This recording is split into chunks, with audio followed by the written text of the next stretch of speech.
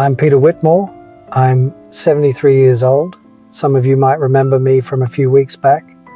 The response to that video was overwhelming, and I want to thank you for that.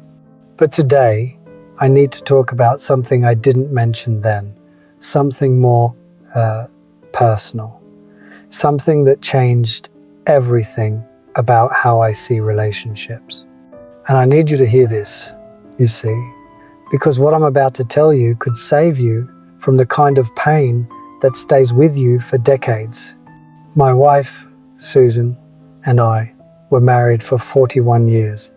That's longer than some of you have been alive. And for most of that time, I thought we had a good marriage. Not perfect, but good. Solid. The kind of marriage people stay in. But here's what nobody tells you about long marriages. You can live with someone for decades and still not really know them. You can share a bed, a home, a life, and still be strangers in the ways that matter most. Susan died 6 years ago. Pancreatic cancer. Diagnosed in March, gone by July. 4 months from healthy to gone. And in those final weeks, lying in that hospice bed, she said something to me that I think about every single day. She said, "Peter, we wasted so much time being right instead of being close." Honestly, I didn't understand it at first. I was defensive. We had a good marriage, didn't we? We rarely fought. We were comfortable together. We'd built a life. But that's exactly the problem. We were comfortable, and comfortable isn't the same as connected. Let me tell you what I mean. For years, Susan would suggest things, small things. Let's take a pottery class together. Why don't we go dancing anymore? Remember when we used to stay up talking for hours? And I always had a reason why not. Too tired, too busy, too expensive, too impractical. I wasn't trying to hurt her. I just thought we had time. I thought those little moments didn't matter. I thought the big things, providing, being faithful, being reliable, I thought those were enough. They weren't.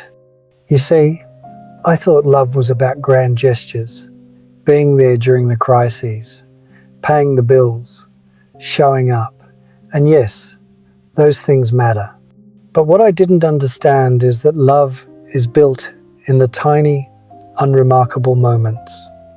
The conversations you have over breakfast, the walks you take for no reason, the way you listen, really listen, when your partner tells you about their day. I stopped doing those things, not all at once. It happened gradually. So gradually I didn't even notice. One missed conversation led to another. One "not tonight, I'm tired" led to 1,000. One "we can do that later" became never. And Susan, being Susan, she adapted. She stopped asking me to dance, stopped suggesting we take classes together, stopped trying to have those deep conversations. She found her own friends, her own activities, her own life. We became roommates who happened to be married. Polite, considerate, fundamentally alone. I didn't see it. Or maybe I saw it and told myself it was normal. That this is just what happens in long marriages. The passion fades, you settle into routine, you become comfortable. But comfortable is just another word for complacent. When Susan got sick, everything changed. Suddenly, we had a deadline. Suddenly, all those things I thought we'd do someday had a very clear expiration date. And in those final months, we talked more honestly than we had in 20 years. She told me things I never knew, dreams she'd given up on, hurt she'd carried silently, times she'd felt invisible in her own marriage. One night, about 3 weeks before she died, she told me about a trip she'd always wanted to take to Scotland. Her grandmother was from there, and she'd always dreamed of seeing the Highlands, walking through the villages, understanding where she came from. She'd mentioned it to me multiple times over the years, and every time I dismissed it. Too expensive, not a good time. Maybe when we retire, we never went, and now we never would. She wasn't angry when she told me this. That's what made it worse. She was just sad, resigned, like she'd accepted years ago that I wasn't going to be the partner she needed. I asked her why she never pushed harder, why she didn't insist. And you know what she said? I didn't want to make you do something you didn't want to do. I wanted you to want to do it with me. That sentence broke me, because she was right. She didn't want me to take her to Scotland out of obligation. She wanted me to want to share that experience with her, to be excited about it, to care about it, because it mattered to her. And I couldn't even give her that. Listen, here's what I've learned, and I hope you're listening because this is important. The biggest threat to your relationship isn't cheating or fighting or some dramatic betrayal. It's indifference. It's taking each other for granted. It's the slow erosion of intimacy that happens when you stop trying. You stop asking questions because you think you already know the answers. You stop making effort because you think your partner will always be there. You stop prioritizing the relationship because you think you have time. And one day, you wake up next to a stranger, or worse, they're gone, and you never got the chance to really know them at all. After Susan died, I found a journal in her nightstand. She'd been keeping it for years, and reading through it was like discovering a person I'd lived with but never truly seen. She wrote about loneliness, about feeling like she was screaming into a void, about small moments that hurt her, times I was physically present but emotionally absent, times I chose work over her, times I was more interested in my phone than in what she was saying.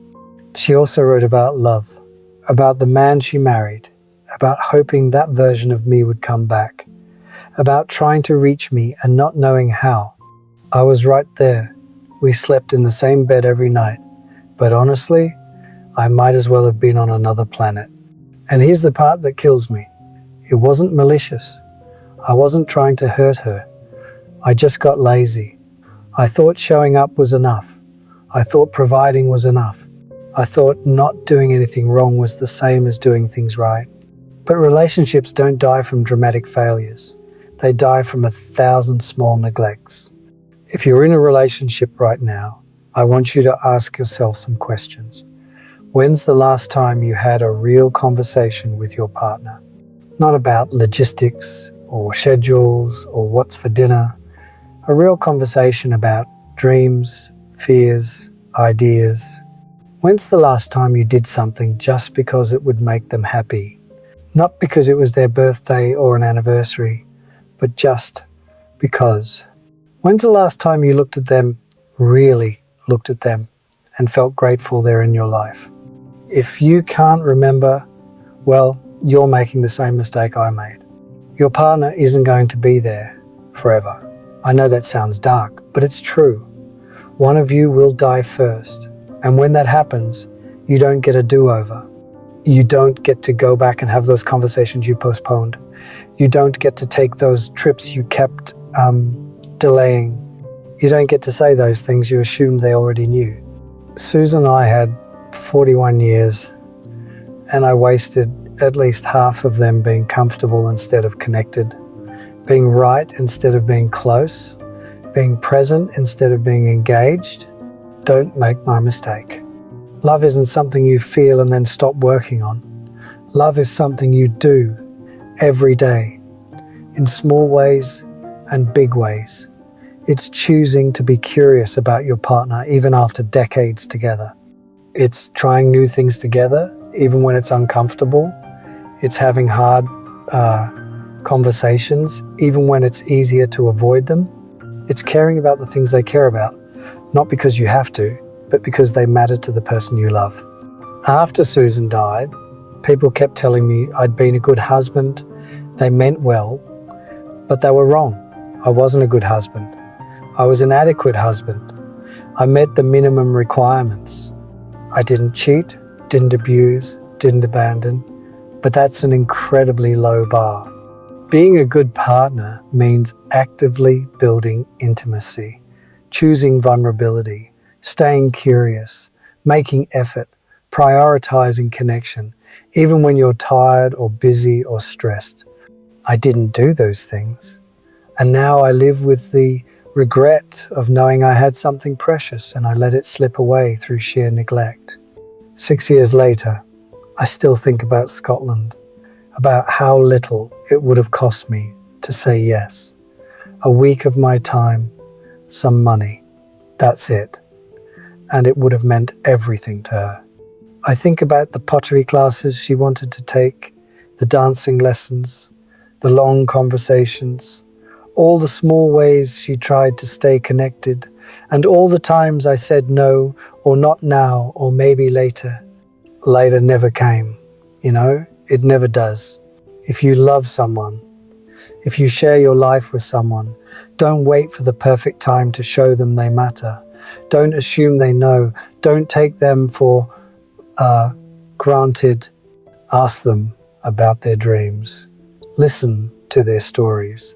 Do the things they suggest, even if they don't interest you particularly, because strengthening your bond should interest you. Be present. Be curious. Be intentional. Because one day you'll be where I am, sitting alone, looking through old photographs, reading journals, and realizing you had everything you needed and you didn't appreciate it until it was gone. I'm not telling you this to make you feel guilty. I'm telling you this because you still have time. Your partner, if you have one, is still there. You can still have those conversations. Take those trips. Make those memories. But you have to do it now. On my desk, I keep a photograph of Susan from our honeymoon, 1972.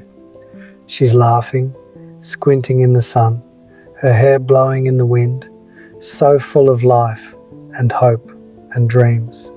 And I think about the woman she became, still beautiful, still kind, but with a quiet sadness in her eyes that I put there through years of benign neglect. Susan was right.